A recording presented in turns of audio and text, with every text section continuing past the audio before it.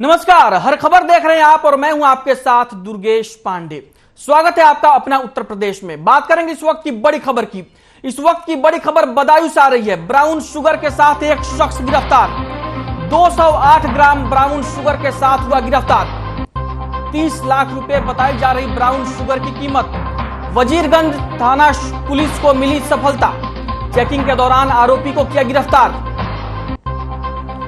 बदायूं से इस वक्त की बड़ी खबर हम आप तक पहुंचा रहे हैं। ब्राउन शुगर के साथ एक शख्स हुआ गिरफ्तार। 208 ग्राम ब्राउन शुगर समेत हुआ गिरफ्तार। 30 लाख रुपए बताई जा रही ब्राउन शुगर की कीमत।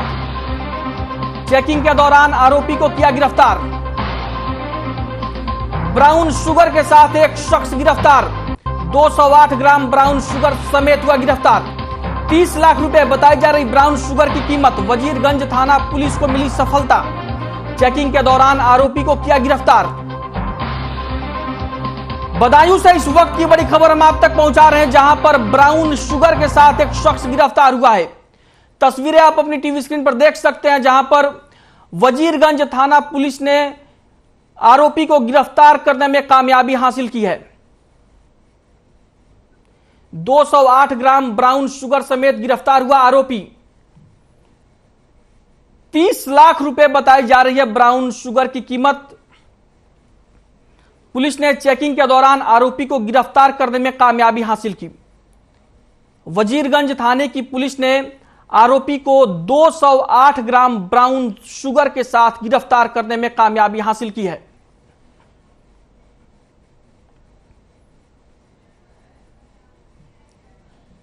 वहीं डिप्टी सीएम ब्रजेश पाठक ने आज ताज नगरी आगरा का दौरा किया। सबसे पहले उन्होंने सर्किट हाउस में अधिकारियों के साथ जिले की समीक्षा की। वहीं आगरा के जनप्रतिनिधि और पार्टी के पदाधिकारियों के साथ उन्होंने भी समीक्षा बैठक की। डिप्टी सीएम ने योजनाओं का निरीक्षण किया। कहा कि आगरा जनपद को विकास के मामले में नंबर 1 करेंगे। वहीं 2024 के चुनाव को लेकर उन्होंने कहा कि वे उत्तर प्रदेश में 80 सीटों को जीतेंगे। प्रधानमंत्री नरेंद्र मोदी की तारीफ करते हुए उन्होंने कहा कि जनता गरीब कल्याण योजनाओं से बहुत खुश है। डिप्टी सीएम ने एसएन मेडिकल कॉलेज का निरीक्षण किया और अधिकारियों को दिशा निर्देश भी दिए। इसके बाद डिप्टी सीएम मथुरा के लिए रवाना हुए।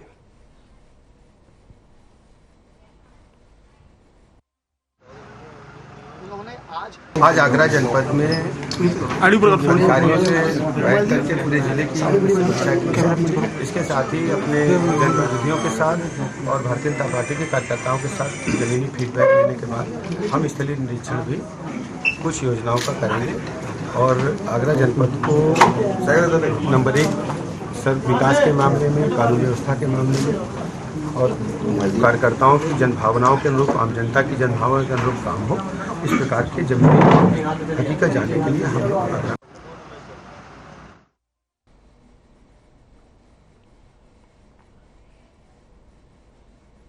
वहीं लखनऊ में आरएलडी के राष्ट्रीय महासचिव त्रिलोक त्यागी ने प्रदेश कार्यालय में प्रेस कॉन्फ्रेंस की और बीजेपी सरकार पर जमकर निशाना साधा और कहा कि उत्तर प्रदेश में महिलाएं सुरक्षित नहीं है। बीजेपी के कार्यकर्ता और नेता बीजेपी के बैनर तले गुंडागर्दी करते हैं और प्रदेश में सरकारी स्कूल और सरकारी अस्पतालों की भी बुरी स्थिति है।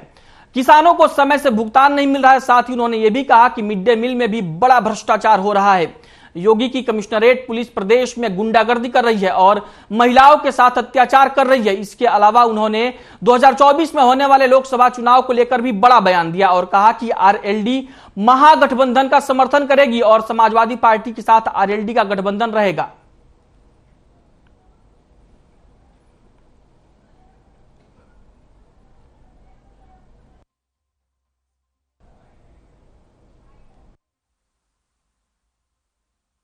आप एक अपराधी को पकड़ नहीं पा रहे हो और उस परिवार की महिलाओं का अपमान कर रहे हो, उनको डाल के जेल में घूम रहे हो, ये कहाँ से उचित है? और जो बात मैं कह रहा हूँ उसी का उस सर्वे में रिपोर्ट में आया कि 56,000 महिलाओं के साथ सन 21 में दुर्व्यवहार हुआ है। और मैं कहना चाहता हूँ आपसे कि महिलाओं के साथ योगी जी ये मिसबिहेव बंद कराओ, अपनी पुलिस को सक्षम करो, वो अपराधियों को पकड़ने में नाकाम है।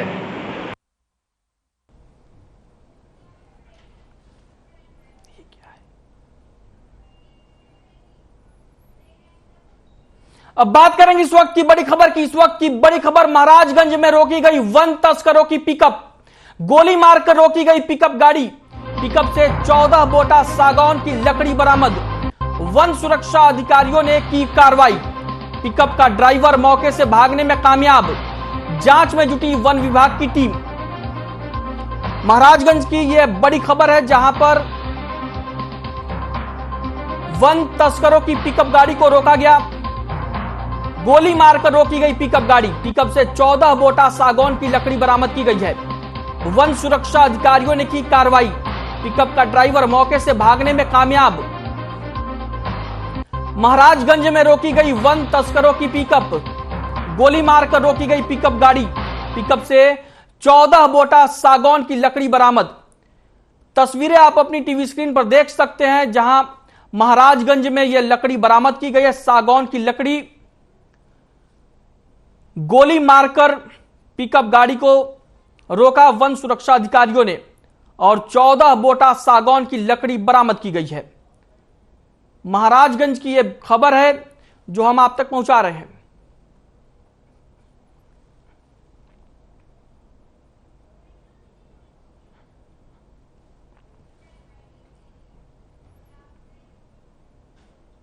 वहीं गोंडा में परमवीर चक्र से सम्मानित शहीद वीर अब्दुल हमीद के 57वें शहीदी दिवस को यूनाइटेड इदरीसी फ्रंट के लोगों ने मनाया और वीर अब्दुल हमीद अमर रहे, हिंदुस्तान जिंदाबाद के नारे लगाए।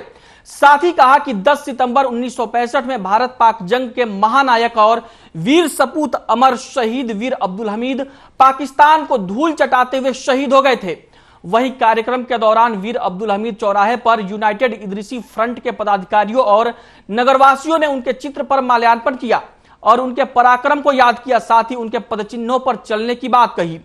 इस शहीदी दिवस के मौके पर वीर हमीद चौराहे पर जिला अध्यक्ष मोबीन इदरीसी, प्रदेश सचिव फिरोज अहमद इदरीसी समेत कई पदाधिकारी गण मौजूद रहे।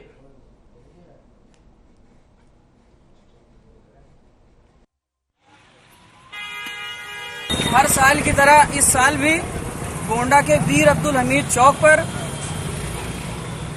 इदरीसी समाज के पूर्वज, इस देश के लिए अपने जान की कुर्बानी देने वाले परमवीर चक्र से सम्मानित अमर शहीद वीर अब्दुल हमीद इदरीसी का शहादत दिवस यूनाइटेड इदरीसी फ्रंट के जिला अध्यक्ष जनाब मोहम्मद मुबीन इदरीसी के नेतृत्व में और संगठन के सभी पदाधिकारियों की उपस्थिति में मनाया गया।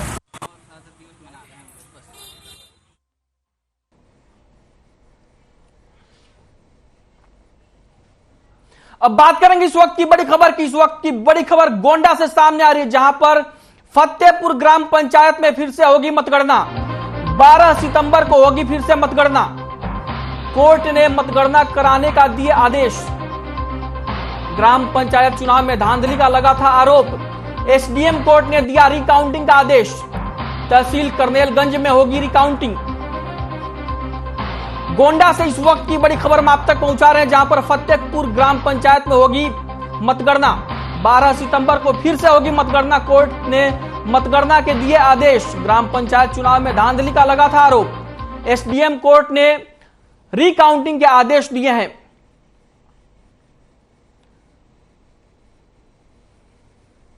तस्वीरें आप अपनी टीवी स्क्रीन पर देख सकते हैं जो करनेलगंज तहसील की है और जहां पर एसडीएम ने फतेहपुर गांव में ग्राम पंचायत चुनाव को लेकर फिर से मतगणना कराने के आदेश दिए हैं।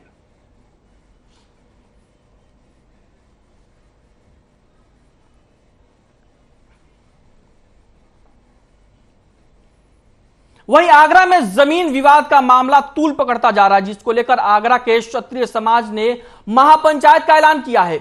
इधर महापंचायत को लेकर प्रशासन भी हाई अलर्ट पर है। वहीं केंद्रीय कानून मंत्री एसपी सिंह बघेल पर क्षत्रियों से अभद्रता करने और जात पात की राजनीति करने का आरोप लगा है। 11 सितंबर को होने वाली इस महापंचायत का आयोजन खंदौली थाना क्षेत्र के मुंडी चौराहे पर होने जा रहा है जिसमें ओकेंद्र सिंह राणा, अनिल चौहान, डीके ठाकुर और कई क्षत्रिय महापंचायत में शामिल होने के लिए लोग आ रहे हैं। इसके अलावा प्रशासन ने थाना खंदौली क्षेत्र में धारा 144 लागू कर दी है। साथ ही कुछ व्यक्तियों को चिन्हित कर उनके घर पर धारा 144 का नोटिस भी चस्पा कर दिया है। आपको बता दें कि 250 लोगों को 144 का नोटिस भेजा गया है।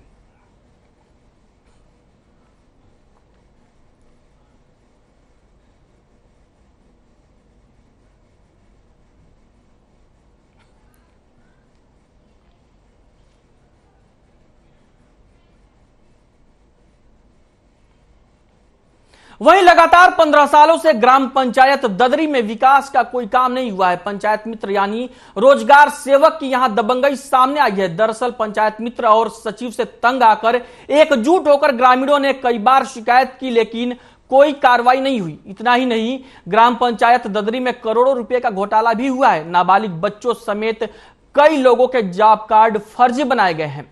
वहीं ग्राम पंचायत भ्रष्टाचार की भेंट चढ़ चुका है। ग्रामीणों का आरोप है कि मनरेगा का काम जेसीबी मशीन से हुआ है, लेकिन पूरा भुगतान जॉब कार्ड के फर्जी तरीके से किया गया है। कुछ जॉब कार्ड ऐसे भी बनाए गए हैं जिनमें जॉब कार्ड किसी के नाम का है और खाता किसी दूसरे व्यक्ति का लगाकर पैसे निकालकर बंदरबाट कर लिया गया।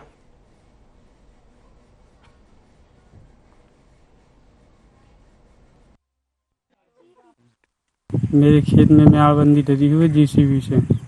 2 साइड में डरी है, 2 साइड में नहीं डरी है। ना समतीकरण किया है और जेसीबी से करवा के और पूरा खेत का पेमेंट निकाल दिया है। ये समस्या है कि 2 साइड में करना हुआ है, मेड़बंदी गई है और समतीकरण थोड़ी जगह पे हुई है और बाकी इन्होंने पूरा पेमेंट निकाल लिया है। हम लोगों को ये पता नहीं पड़ा कब निकाला है इन्हें। वो अभी एक सर्वे कर भी चुके हैं। दूसरी जो हम वहाँ मौका पे थे, हमको बुलाया नहीं गया और इन कह रहे हैं कि इन्हीं लोगों की तो रामेश्वर की तो ये शिकायत है, जबकि हम वहाँ मौका पे थे 50 कदम दूर है बस। मेरे नाम के 2 जॉब कार्ड हैं। एक जॉब कार्ड में पैसे आते हैं और एक जॉब कार्ड में किसी दूसरे व्यक्ति का खाता लगाए हैं, उसी में पैसे डालते हैं, मुझे नहीं मिलते हैं मेरे खाते। मेरा जॉब कार्ड बना है और मैं मतलब 11वीं कक्षा में पढ़ता हूँ, टाट के BNB स्कूल में है। और तो मेरे जॉब कार्ड में पैसे आते हैं और मेरी उम्र नहीं है, अभी मेरी उम्र 16 साल है। तो वो लोग मेरे से रुपया निकाल लिए जाते हैं, मुझे 300 रुपये देते हैं। मेरा जॉब कार्ड बना है, किसी का अन्न का खाता लगा है, उसमें पेमेंट दूसरी जगह चला जाता है और मैं बराबर काम करता हूँ, मेरे में पेमेंट आता नहीं है, बराबर पेमेंट निकलता है मेरे जॉब कार्ड से। ऐसे एक साहब जो खेत में मेड़बंदी भाई है, एक साइड भाई और थोड़ी मान लो पूरब साइड के भाई, थोड़ी ना के बरोबर समझे कंगनी भाव और जेसीबी से डली है और पूरे खेत को पेमेंट निकाल लिया गया। तुम्हें सूचना हुई? सूचना हुई कछु नहीं, सूचना हुई तो कहा जैसी हमें जानकारी भाई हमने FIR करी। 15 दिन पैसा डाले, कुल 300 रुपये कमीशन मिलता है। किस चीज का पैसा डाला है? जॉब कार्ड का। कभी काम करने गए? नहीं।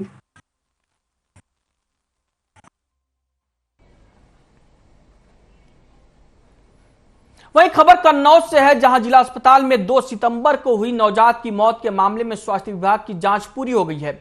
आपको बता दें कि जांच के बाद दोषी मानते हुए लापरवाह नर्स और आया पर कार्रवाई हुई है। दरअसल SMO के आदेश पर CMS डॉक्टर शक्ति बसु ने यह कार्रवाई की है। उन्होंने लापरवाह आया की सेवाएं समाप्त करते हुए स्टाफ नर्स को हटा दिया है। CMS का कहना है कि ड्यूटी के समय लापरवाही बर्दाश्त नहीं की जाएगी।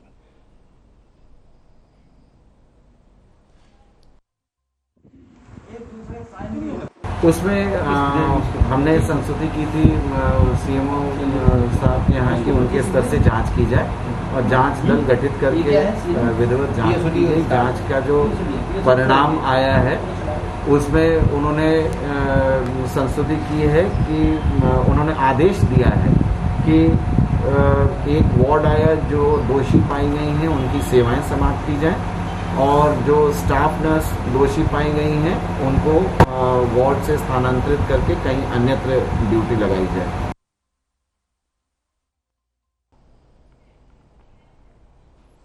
वहीं खबर गोंडा से है, जहां पुलिस अधीक्षक आकाश तोमर ने अपराध और अपराधियों के खिलाफ चलाए जा रहे अभियान में अवैध हथियार रखने वालों के खिलाफ कड़ी कार्रवाई करने के निर्देश दिए हैं। वहीं निर्देश के अनुसार पुलिस ने क्षेत्र भ्रमण के दौरान बंदूकों को लेकर गाड़ी में घूमते 2 आरोपियों को गिरफ्तार किया है। वहीं आरोपियों के पास से 2 बंदूक और 9 जिंदा कारतूस के साथ साथ खोखा कारतूस भी बरामद किया गया है।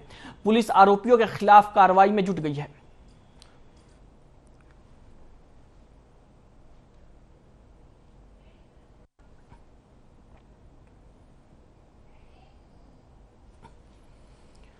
गोंडा की यह खबर है, जहां पर पुलिस अधीक्षक सख्त हो गए हैं अपराधियों के खिलाफ और इसी मामले में पुलिस ने कार्रवाई करते हुए 2 आरोपियों को गिरफ्तार किया है, जिनके पास से हथियार बरामद किए गए हैं।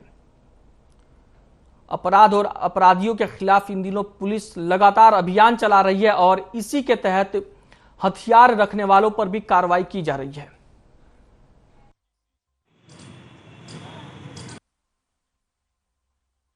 जनपद गुना पुलिस अधीक्षक महोदय के द्वारा चलाए जा रहे अभियान के क्रम में प्रभारी निरीक्षक कोतवाली नगर के द्वारा चेकिंग के दौरान 2 अभियुक्तगण प्रिंस शुक्ला और धवल तिवारी को गिरफ्तार किया गया है। प्रिंस शुक्ला कोतवाली नगर का टॉप 10 का अपराधी है।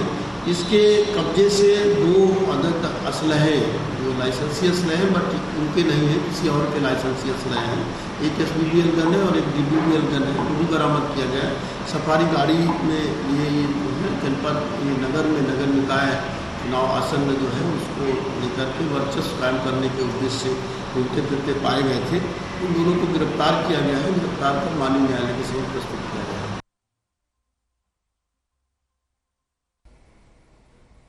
वही खबर मथुरा से है, जहां देर रात यमुना एक्सप्रेसवे पर भीषण हादसा हो गया। एक्सप्रेसवे पर एक कार की अज्ञात वाहन से टक्कर हो गई। हादसे में कार सवार युवक और युवती की मौके पर ही मौत हो गई। हादसे का शिकार हुए दोनों मृतक दिल्ली के रहने वाले हैं, जो रात में कार से आगरा जा रहे थे। रात तकरीबन 12:30 बजे इनकी कार आगे चल रहे वाहन से टकरा गई। सूचना पर थाना पुलिस और एक्सप्रेसवे के कर्मचारी पहुंचे और गाड़ी में फंसे शवों को बाहर निकाला।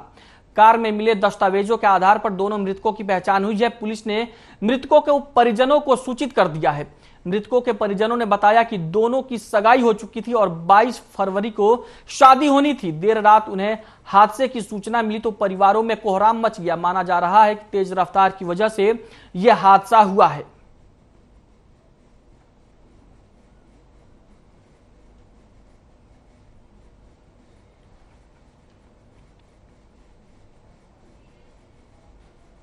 दबंगों के हौसले लगातार बुलंद होते जा रहे हैं। ऐसा ही एक मामला गोंडा के नौसहारा से सामने आया है, जहां खेत सिंचाई को लेकर दबंगों ने पीड़िता के परिवार को पीटा। बता दें कि दबंगों की पिटाई से गरीब परिवार के कई लोग घायल हुए हैं। पीड़िता ने दबंगों पर आरोप लगाते हुए बच्चियों से अभद्रता और बुजुर्ग से की जीभ काटने की बात भी कही है। साथ ही पीड़ित महिला ने परसपुर पुलिस की कार्यशैली पर भी सवाल उठाते हुए कहा कि परसपुर पुलिस ने मामूली धाराओं में मुकदमा दर्ज कर पल्ला झाड़ लिया है।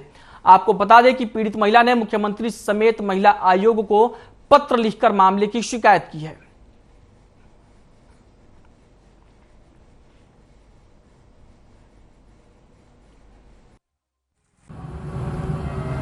नहते नहंग में हन मारी नहीं भैया। पानी के बारे में हन आशा पांडे, ध्रुव पांडे और उनके बाप अंकिल किंजल और सभी लपटियाई के मारी नहीं और हमारे परिवार के जीभ काटी नहीं चक्कू से। JCI सप्ताह के पहले दिन नन्हे मुन्ने बच्चों की फैंसी ड्रेस प्रतियोगिता धूमधाम से खत्म हुई। आपको बता दें कि शहर के प्रभु टाउन स्थित राइजिंग चाइल्ड स्कूल में हुए इस कार्यक्रम का उद्घाटन जिलाधिकारी रायबरेली माला श्रीवास्तव और बिरला कॉर्पोरेशन के senior vice president Rajeev Bhalla ने संयुक्त रूप से किया। वहीं JCI आस्था की प्रतिज्ञा के साथ शुरू हुई। फैंसी ड्रेस प्रतियोगिता में इर्निका, अरहम, जयान, अरीशा, वर्षिका, आदित्य, महित और वंशिका ने बाजी मारी।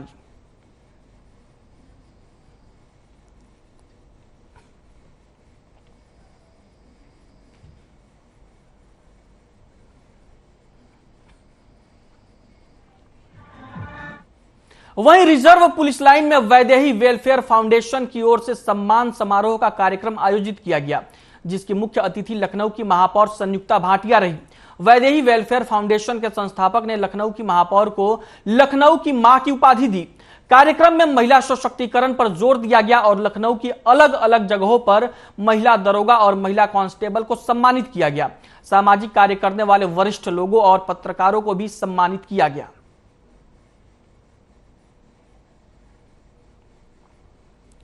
लखनऊ पुलिस लाइन में सम्मान समारोह का आयोजन हुआ, जहां पर महिलाओं को सम्मानित किया गया। लखनऊ में जगह जगह काम कर रही महिला दरोगाओं और कांस्टेबल्स को सम्मानित किया गया। इस दौरान लखनऊ की महापौर संयुक्ता भाटिया भी मौजूद रहीं और इस कार्यक्रम का उन्होंने शुभारंभ किया।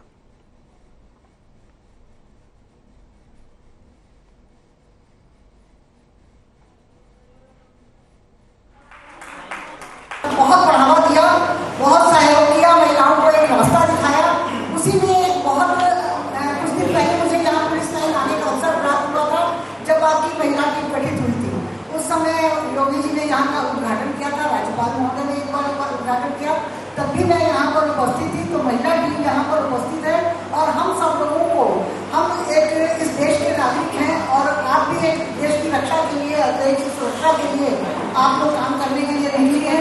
तो आप सबको सम्मानित करने का हम लोग अवसर प्राप्त हुआ, ये अवसर हमें मोदी जी ने दिलाया, उसके लिए मैं इनका बहुत बहुत धन्यवाद करती हूँ। वहीं लखनऊ में गणपति विसर्जन बहुत धूमधाम से मनाया गया। गोमती नदी के तट पर गणपति बप्पा को विसर्जित करने के लिए लाखों श्रद्धालु पहुंचे। वहीं पुलिस प्रशासन भी मौके पर मुस्तैदी से तैनात रहा। इस बीच श्रद्धालुओं की भीड़ देखकर ऐसा लगा कि शायद आला अधिकारियों को भी इतनी जानकारी नहीं थी कि इस कदर भीड़ बढ़ जाएगी, लेकिन उसके बाद भी बहुत ही शांतिपूर्वक लखनऊ में गणपति विसर्जन को पूरा कराया गया। साथ ही खासतौर से इस बार पर्यावरण की सुरक्षा को लेकर भी खास ध्यान दिया गया। गोमती नदी प्रदूषित ना हो, इसलिए प्रशासन की ओर से घाट के किनारे 4 से 5 बड़े गड्ढे तालाबनुमा बनाए गए और उसी में गणपति जी को विसर्जित किया गया।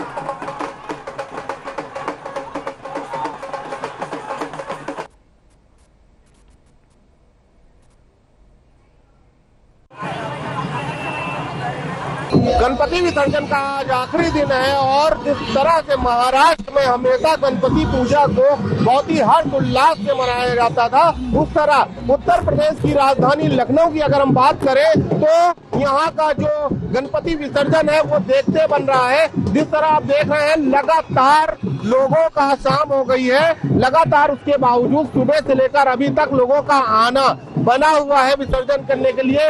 ये यहाँ का गोमती घाट है जहाँ पर विसर्जन किया जा रहा है मूर्तियों को। आप देख सकते हैं, मैं कैमरामैन से कहूंगा दिखाने का प्रयास करें कि जिस तरीके से यहाँ पर हजारों लोग हैं जो भक्त यहाँ पर विसर्जन करने के लिए आए हुए हैं।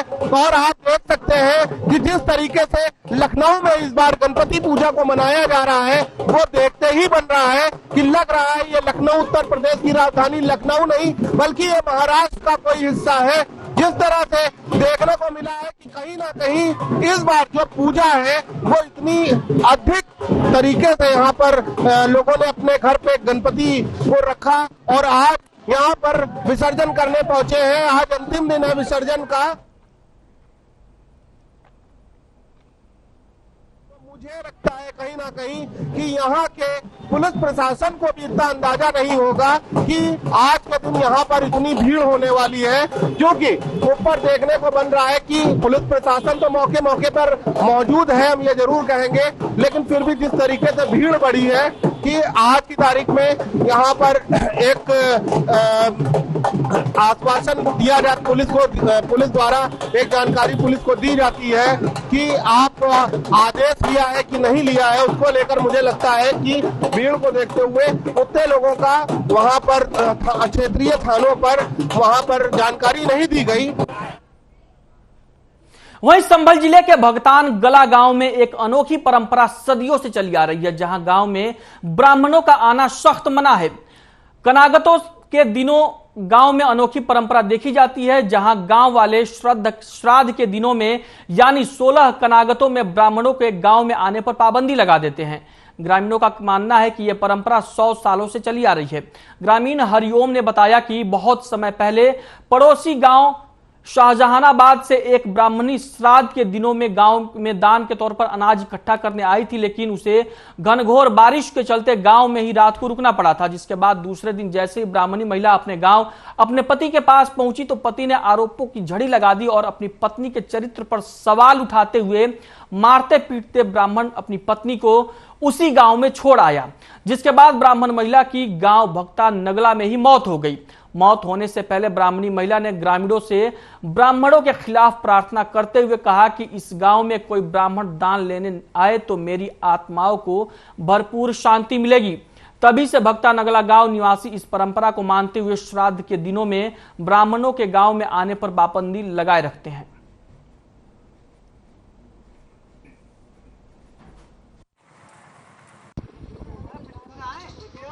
हम लोग पंडितों को नहीं मानते, ये हमारी पुरानी परंपरा बड़े बूढ़ों के समाज से चली आ रही है। वो क्यों नहीं मानते हैं ये तो खास हमें नहीं मालूम, बड़ा हमारे बड़े बूढ़े पुरखा जो है वो बताते हैं कि हमारे यहाँ एक सायावादी की ब्राह्मणी थी, वो हमारे गांव में सालों के समय यहाँ आया करती थी। आने के बाद में बारिश होने के कारण शाम को वो पंडतानी हमारे गांव पर रुकी। रुकने के बाद में जो दान उसे दिया गया वो अपने घर लेके गई। ले जाने के बाद में पंडित जी ने उससे मारा, फटकारा और डांट फटकार के उसे हमारे गांव को भेज दिया। मानते करागत तो मानते अच्छा, पंडित के कागज नहीं खवाएंगे, करागत मानेंगे, एक पंडित को नहीं खवाएंगे, पंडित को नहीं खवाएंगे तो कागज पहले पंडित को ज़्यादा मानते हम। पंडित जी है नहीं, पंडितानी खवाए उनको कागज उन्होंने पंडित जी ने निकाल के बाहर कर दी। तो उन्होंने ये श्राप दी कि पंडित को तुम कागज मेरे कागज कहना मानो, तो कागज पंडित को मत खवा। अपना उत्तर प्रदेश में फिलहाल के लिए इतना ही। मुझे दीजिए इजाजत और आप बने रहिए हर खबर के साथ।